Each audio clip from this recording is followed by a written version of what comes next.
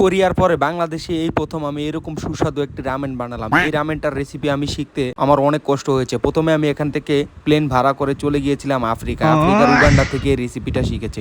তো এখানে আপনারা প্রথমে গরম পানির মধ্যে রামেনগুলো এবং রামেনের যেই ভেজিটেবলগুলো থাকে এগুলো সব দিয়ে দেবেন। দেওয়ার পর এগুলো সেদ্ধ হতে থাকবে। এর মধ্যে আপনারা এখানে রামেনের যে প্যাকেটের মধ্যে মশলা থাকে এগুলো দিয়ে দেবেন। এগুলো দেওয়ার পরে আপনারা শুধু দিয়ে দিলেই তো আর হবে না, এখানে আপনাদের দিতে হবে কিছু সস। সয়া সস দিবেন, আপনারা ওয়েস্টার সস দিবেন, তারপরে এখানে চিলি সস দিবেন, আপনারা সব কিছু দেবেন। আমি এগুলো দিয়েছি কিন্তু আপনাদেরকে দেখাতে পারিনি গাইস। আমি মানুষটা এক হাতে মোবাইল ধরবো নাকি আপনাদের দেখাবো, আমি আপনাদের বলে দেবো, আপনারা বানিয়ে নেবেন। কারণ আমার অডিয়েন্সগুলো অনেক স্মার্ট, কারণ তারা ব্লগ ভিডিও দেখতে এসে এখানে রেসিপি শিখে যাওয়ার ধান্দা করে। তাহলে বুঝেন তারা কত বড় এক্সপার্ট।